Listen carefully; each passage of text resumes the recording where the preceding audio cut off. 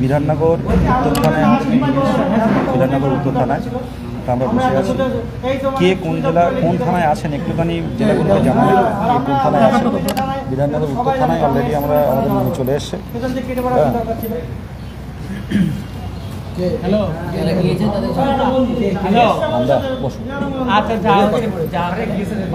আমরা বিধাননগর উত্তর থানায় এসেছি। আপনারা কে কোন থানায় আছেন একটু জানাবেন। পুলিশ যথেষ্ট সহানুভূতির সাথে দেখেছে, পুলিশ সহানুভূতির সাথে দেখেছে। আমাদের শত্রু কেউই নয়, পুলিশও নয়, শাসক দলও নয়, কিন্তু আমাদেরকে ফেলে রাখাটা এটা একটা বড় অপরাধ করছে। এটা অপরাধ করছে, সরকার অপরাধ করছে এটা ফেলে দেওয়া।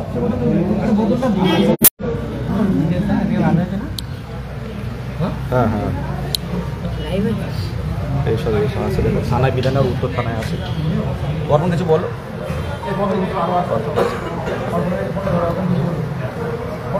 ফোন নিয়ে নেবে, ফোন নিয়ে নেবে।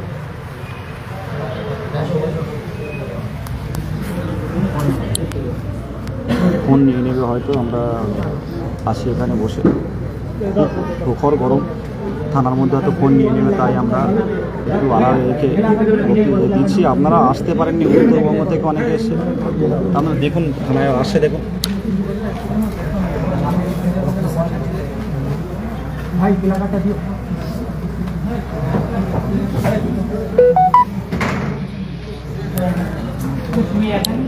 প্রত্যেকের উদ্দেশ্যে অনুরোধ যে দেখুন নোটিশ আসবে, কিন্তু আপনারা কিন্তু মুখ্যমন্ত্রীর দৃষ্টি আকর্ষণ করাতে পারছেন না।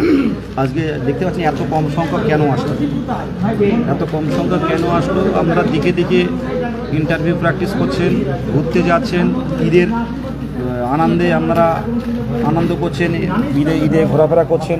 আর আমরা দেখুন এই প্রখর গরমে এই আমরা থানার মধ্যে আসলাম। প্রখর গরমে এলাম, দেখতে পাচ্ছেন অবস্থাগুলো। সকাল থেকে কিছু না খেয়ে শুধু আমাদের এই ইয়েটা এসে আমাদের তন্ময় একটা বিস্কুট আনলো ওর দোকান থেকে, ওর দোকান আছে, হ্যাঁ, সেই বিস্কুট খেয়ে কিন্তু আমরা আছি। কত সকালে বেরিয়েছি। আপনাদের করজোড়ে নিবেদন, আপনারা যেখানে থাকেন আপনারা এই 22টি ঐক্য মঞ্চের সাথে যুক্ত হন এবং বিভিন্ন আন্দোলন কর্মসূচিতে অংশগ্রহণ করুন, নাহলে এরপরে কোনো কিন্তু উপায় থাকবে না আমাদের। শুনুন, ফেসবুকে বিপ্লব করে কোনো লাভ হবে না। ফেসবুকে যারা কমেন্ট করে আমি অনেকে দেখতে পাচ্ছি, যারা কিন্তু রাজপথে আসে না। এভাবে হয়তো শিক্ষক হতে পারবেন, কিন্তু প্রকৃত শিক্ষক আপনারা হতে পারবেন না। হয়তো স্যালারি ঢুকবে, কিন্তু শান্তি পাবেন না। রাজপথে আসুন, আমি বারবার বলছি যে এখানে আমাদের বঞ্চনার বিরুদ্ধে লড়াই, অধিকার ছিনিয়ে নেওয়া লড়াই। এখানে কোনো শত্রু মিত্র নয়, কোনো রাজনৈতিক কোনো ইস্যু নয়। এটা আমরা ছাত্ররা আসছি, রাজনৈতিক কোনো ইস্যু নয়, রাজনৈতিক কোনো লিডার নয়। সেক্ষেত্রে ভয়েরও কোনো জায়গা নেই। আজকে পুলিশ আমাদের এ করলো ভালোভাবে, বাবা বাছা বলে আমাদেরকে গাড়িতে তুলে নিল, কোনো টানাটানি না, কোনো কিছু না। নাকি বলে পুলিশ কিছু করেছে না? পুলিশ আমাদের সাথে যথেষ্ট সহযোগিতা করেছে, ভালো ব্যবহার করেছে।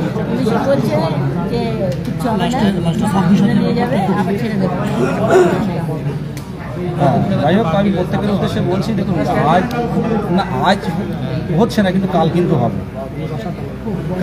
বাড়িতে বসে রয়েছেন তাদের জন্য বলতে চাই, আপনারা বাড়িতে বসে থাকেন, নিয়োগপত্র হাতে পেয়ে যাবেন। আন্দোলনে না আসলে কোনো নিয়োগ দেবে না সিএম। আন্দোলনে আসতে হবে, চাকরি পেতে গেলে আন্দোলনে আসতে হবে, নাহলে কিন্তু আপনারা নিয়োগ দেবে না, নোটিশই দেবে না। চুপচাপ করে হ্যাঁ, কিছু বলো। কি আর বলবো, নতুন করে বলার কিছু নেই। কারণ আমাদের দাবি আজ থেকে 2 বছর আগেও যা ছিল আজও একই আছে, অপরিবর্তিত একদম। আমরা যোগ্য চাকরি প্রার্থী।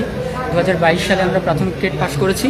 কোনোরকম উৎকোচ, কোনোরকম ঘুষ, কোনোরকম টাকা, কোনোরকম মাটি আমরা কাউকে দিইনি। আমাদের নিজের যোগ্যতায়, সম্পূর্ণভাবে নিজের যোগ্যতায় আমরা পাস করেছি। কিন্তু তার সত্ত্বেও আমাদেরকে এতগুলো বছর বসিয়ে রাখা হয়েছে, একদম জোর জবরদস্তি। বিভিন্ন বাধাকে সামনে রাখা হচ্ছে অজুহাত হিসেবে, যেমন ওবিসির মামলা না মেলা পর্যন্ত আমরা নিয়োগ করতে পারছি না, এরকম একটা বাধা, এরকম একটা অজুহাত আর কি। অ্যাকচুয়ালি এগুলো অজুহাত ছাড়া কিছুই না, তাছাড়া অন্যান্য অজুহাত ছিল এর আগে। তো আপনারা এতই যদি নিয়োগের জন্য তৎপরতা থাকে আপনাদের, তাহলে আপনারা এতদিন ধরে ওবিসির জন্য কেন সার্ভে করেননি? আজকে কেন মনে পড়লো কোর্টের ধাক্কা খাওয়ার পর? আজকে যদি করছেন তো 3 মাস যে সময় আপনারা চেয়ে নিয়েছেন, আপনারা পারবেন তো 3 মাসের মধ্যে সবটা শেষ করতে? যদি না পারেন তার জবাব কে দেবে? এই যে যন্ত্রণা, এই যে কষ্টের মধ্যে দিয়ে আমাদেরকে যেতে হচ্ছে, এর জবাব কে দেবে? আপনি দেবেন না মাননীয় মুখ্যমন্ত্রী? কী চাইছেন? যে বাংলার এই যুব সমাজ দিনের পর দিন, বছরের পর বছর এভাবে পথে পড়ে থাক, পুলিশের মার খাক, রাস্তায় ধুলো মাখুক, এভাবেই চলুক? এভাবেই চলবে আপনার শাসন? এভাবেই চলবে? দীর্ঘদিন এভাবে চলতে পারে না। মনে রাখবেন, সব কিছুর একটা শেষ থাকে।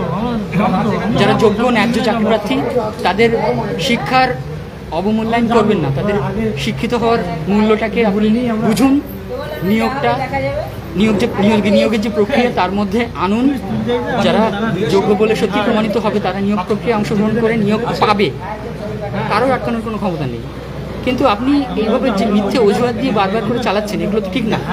আপনি কিছুদিন আগে বললেন যে শিক্ষক নিয়োগের জন্য 1 লক্ষ শূন্য পদ আছে, আপনি যখন তখন শিক্ষক নিয়োগের জন্য 1 লক্ষ শূন্য পদে নিয়োগ করে দিতে পারেন, কিন্তু কোথায়? সেই প্রতিশ্রুতি হয়ে পড়ে থাকবে। এর বাস্তবায়ন কোথায়? আমরা প্রতিশ্রুতি হয়ে দেখতে চাই না পড়ে থাকতে, এগুলোকে আমরা বাস্তবায়ন দেখতে চাই। আপনি আজকে দেখতে পাচ্ছেন সুপ্রিম কোর্টে কি রায় এলো, 26,000 এসএসসির চাকরি বাতিল। এর দায় কার? সব কি যারা টাকা দিয়ে চাকরি পেলো তাদেরই দায় সব? নাকি যারা টাকা নিল, যারা এই ব্যবস্থা অপব্যবস্থাটাকে চালু করলো, যারা তাদের? ধন্যবাদ সুমিতকে মূল্যবান বক্তব্য রাখার জন্য। আজকে বিভিন্ন কারণ দেখিয়ে বিভিন্ন সমস্যায় যারা আসতে পারেননি, সামনের দিন আসার চেষ্টা করুন, এটুকু বলে।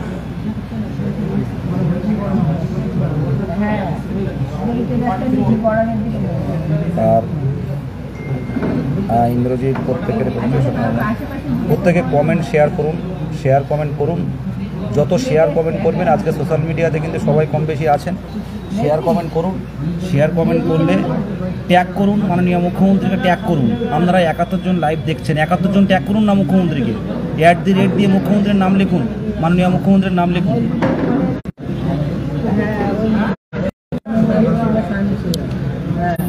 দিয়ে মাননীয় মুখ্যমন্ত্রীকে ট্যাগ করুন বিষয়টা দেখার জন্য। বাড়িতে বসে এটুকু তো করতে পারেন, মাননীয় মুখ্যমন্ত্রীকে ট্যাগ করুন। ফোন নেবে না আশা রাখছি, বলে রেখেছি। যাই হোক, দিয়ে আপনারা মুখ্যমন্ত্রীকে ট্যাগ করুন, @ দিয়ে মাননীয় মুখ্যমন্ত্রীর নাম লিখুন, যে আমাদের বিষয়টা ভাবুন, সকলকে নিয়োগ দিন, তাহলে ওবিসি সমস্যাটা কোনো সমস্যায় মনে হবে না। মাননীয় মুখ্যমন্ত্রীকে ট্যাগ করুন প্রত্যেকে, একদম।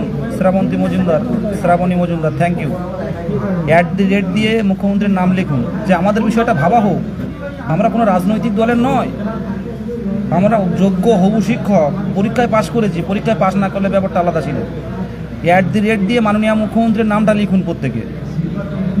কীভাবে চলে যাবে, কোথায় চলে যাবে কেউ জানে না। এই লড়াইগুলো তো বাড়িতে বসে করা যেতে পারে। গর্ভ দাস, থ্যাংক ইউ।